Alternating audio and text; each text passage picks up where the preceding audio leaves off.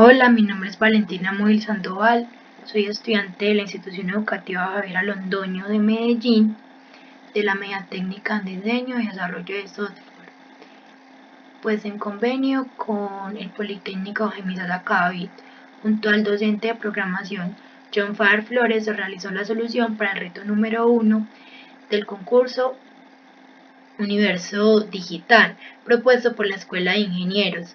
Este reto número 1 consistía en diseñar un programa, en cualquier lengua de programación, diagrama de flujo o pseudocódigo que permitiera encontrar dos raíces de cualquier ecuación cuadrática que un usuario ingresara. Esas raíces podían estar en el dominio de los reales o de los imaginarios. Para solucionar este reto número 1 se realizaron dos programas en lenguaje Java.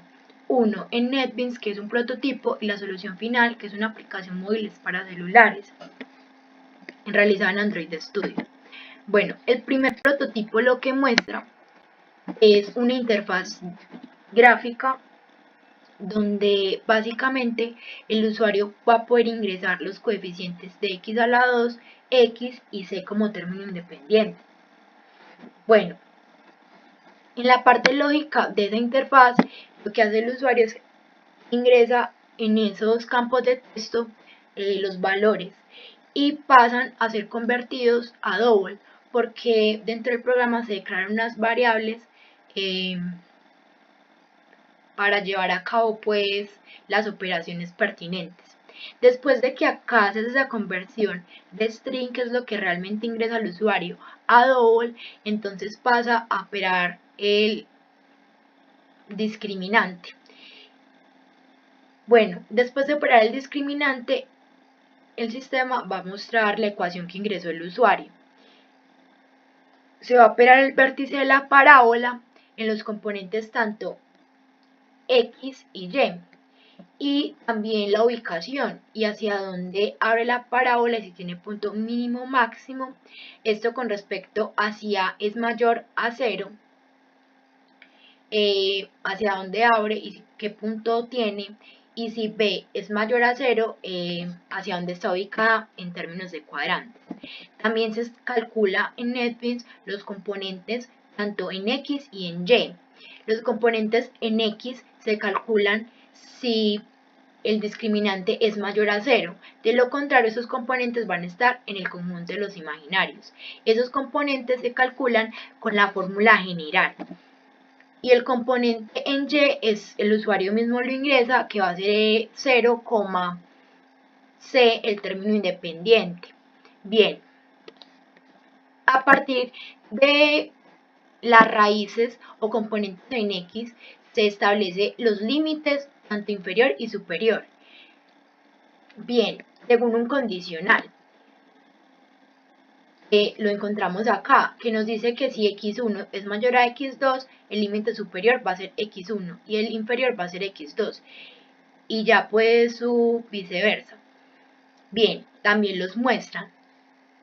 Y luego, mediante una integral definida que está programada, halla el área bajo la curva de esa ecuación cuadrática que describe una parábola.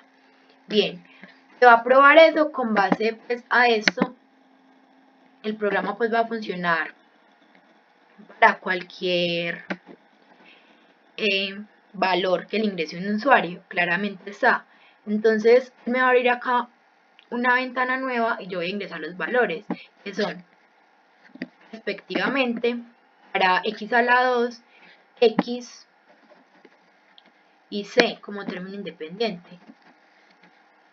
Los siguientes.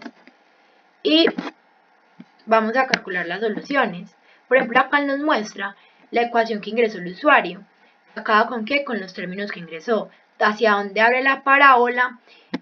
Este punto mínimo o máximo que muestre es totalmente de acuerdo con el vértice. En GeoGebra lo podemos confirmar.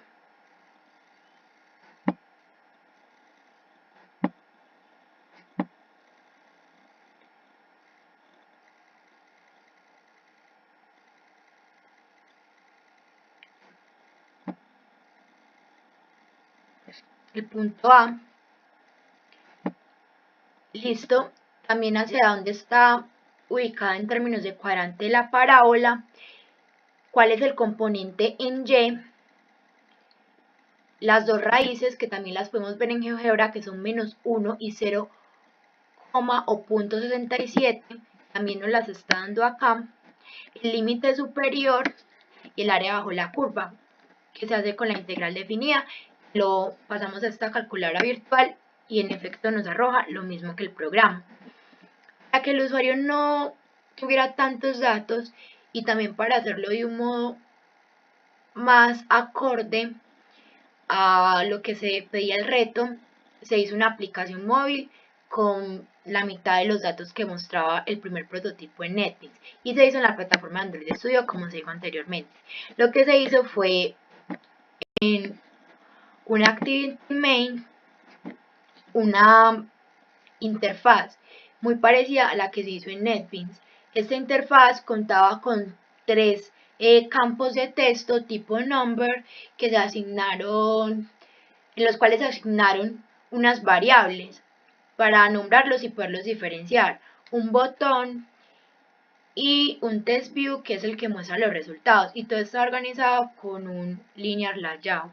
Bien, en la parte lógica de ese activity podemos ver que está organizado por las variables y que cada, pues refiriéndonos a los campos numéricos de texto, y que cada uno cuenta con un identificador o una variable identificadora. También tiene unas medidas y también el tipo de dato que se está ingresando. Bien, eso pasa con todos los campos de texto. Bien, en la parte del botón tenemos el nombre, que es por el cual el usuario lo va a identificar, que es calcular. Y de paso, el botón también está nombrado con una variable identificadora.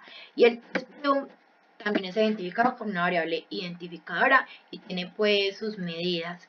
Bueno, en el main activity se hace la parte lógica del programa, o sea, las operaciones matemáticas que nos van a dar los resultados.